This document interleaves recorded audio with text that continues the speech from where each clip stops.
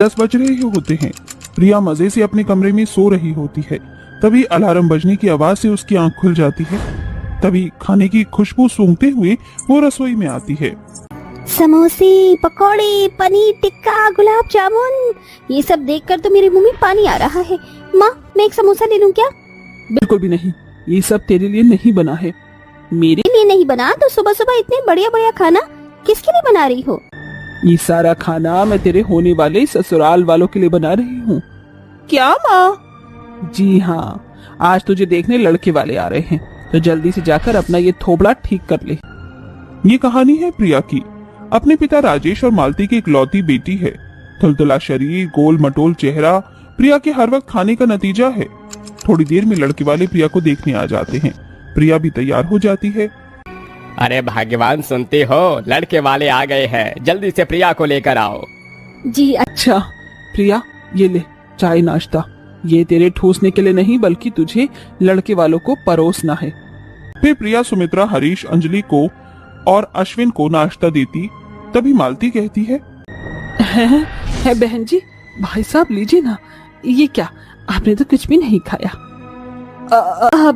बस हो गया बहन जी। यार, ये सब तो एक दूसरे को ऐसे ही शर्मा रहे हैं जैसे कि फिल्म चल रही हो। इनको मिल रहा है तो खा नहीं रहे। कोई मुझे ही कह दो कि 1 मिनट नहीं लगेगा मुझे सारा का सारा खाना लपेटने में। प्रिया का मोटापा देखकर उसकी होने वाली ननंद अंजलि अपनी माँ के कान में फुसफुसाती है।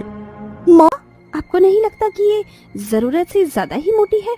मेरा मतलब, कहाँ अश्विन भैया सिंगल पसली और कहाँ ये खली की बहन बाहुबली?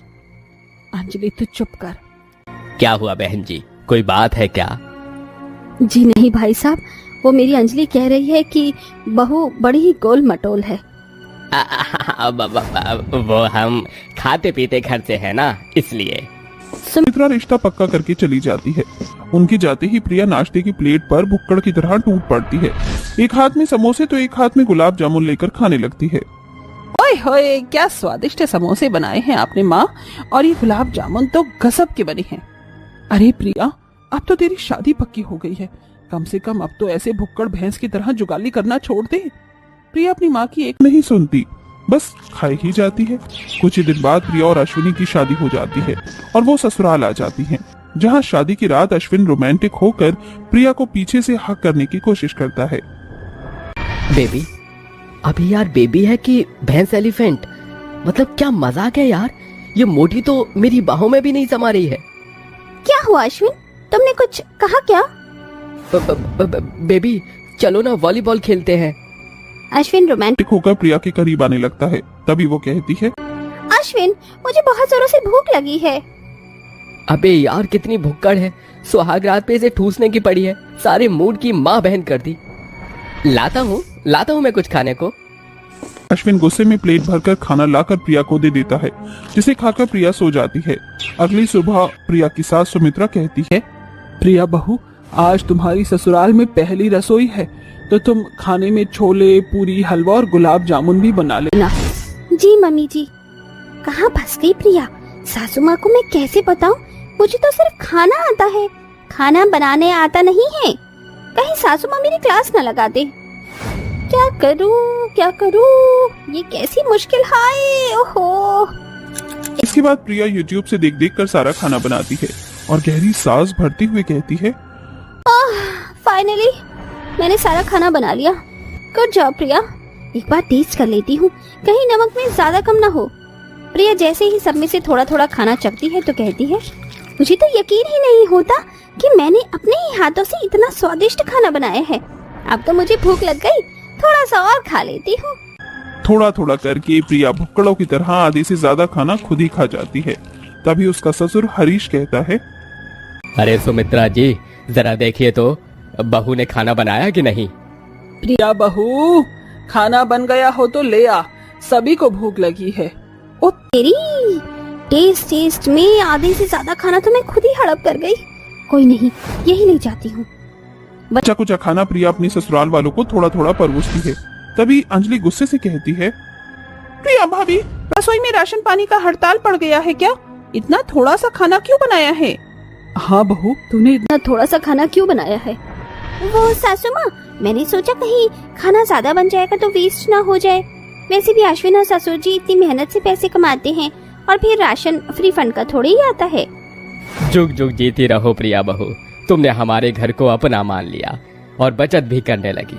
बहू हो तो ऐसी। ये बोलकर सास ससुर और पति खाना खाने लगे। हैं मगर ननन टशन भरी नजर से प्रिया के निकले हुए पेट को देखकर कहती है, लपेट लपेट कर मक्खन मक्खन लगाया है इन्होंने माँ पिताजी को। अगर मैं अच्छी तरह से जानती हूँ तो मेरी भुक्कड़ भाभी तुम्हारा भस्मासुर जैसा पेट चीख चीख कर कह रहा है कि आधे से ज्यादा खाना तुम अकेले ही ठूस गई हो। ऐसे ही दिन बीतते हैं जिसके साथ बढ़ती है हमारी भुक्कड़ बहू की भूख। रसोई की सारी जिम्मेदारी, राशन, दूध, सब्जी के पैसे प्रिया के हाथ में मिलते, जिससे वो अब भरे बाजार में कभी गोलगप्पे, भेलपूरी, बर्गर खाने में खूब खर्चा करती। तभी एक दिन सुमित्रा प्रिया से महीने भर के खर्चे की लिस्ट मांगती है। तभी प्रिया बड़ी ही चालाकी से आड़ी टेढ़ी लिस्ट बनाकर उसे देती है। अंजलि जरा देख तो बेटी, इस महीने भर दूध और राशन पानी में कितना खर्चा लगा है। जी माँ, 2 किलो दूध, 2 किलो चीनी, फिर 500 रुपए भाज ख, फिर 10 किलो आटा, फिर 1000 भाज ख, फिर 1 किलो रिफाइंड, फिर 1500 रुपए भाज ख। हे, फिर से वही भाभी, ये भाज ख क्या है? भाज ख का मतलब ननन जी भगवान जाने कहाँ खर्च हुए। मैं बताती हूँ ना भाभी, ये पैसे आपने अपने खाने पीने में खर्च किए हैं। मेरी फुक्कड़ भाभी। ये सुनकर प्रिया झूठ मूठ में रोते हुए डायलॉग बाजी करती है। नहीं, ये सरासर झूठ है माँ जी, मेरा यकीन कीजिए। जिस दिन से मैं इस घर की बहू बनकर आई हूँ, मैं तो अपना पेट काट काट कर पैसे बचाने के लिए पैदल सब्जी खरीदने बाजार जाती हूँ, पैदल राशन स्टोर जाती हूँ, और ननन जी मुझे भुक्कड़ कह रही है। चुप हो जा बहू, मुझे तुझ पर भरोसा है। इस तरह से प्रिया के भुक्कड़ होने का भेद खुलते खुलते रह जाता है, मगर उसकी ज्यादा खाने की आदत अभी नहीं छूटती और एक रात उसे बहुत भूख लगती है और वो रसोई में आती है जहाँ फ्रिज में राजमा चावल रखे होते हैं। राजमा चावल देखकर प्रिया की जीभ लपलपाने लगती है और वो अंधेरे में ही रसोई के स्लैब पर बैठकर खाने लगती है। क्या स्वादिष्ट राजमा चावल है, मजा आ गया। जल्दी से लपेट ले प्रिया, इससे पहले कि ससुराल वाले में से कोई देख ले। इतने में किचन की लाइट जल जाती है और सास, ससुर, ननंद और पति किचन में आ धमकते हैं। अब भी यार, ये कहाँ से प्रकट हो गए? आज तो तू गई बेटा। देखो माँ, भाभी कैसी भूखी भैंस की तरह कचर कचर कर रही हैं, ठोस ठोस कर फटने को हो रही हैं, फिर भी हफ्सी की तरह खा रही हैं। पेटू कहीं की।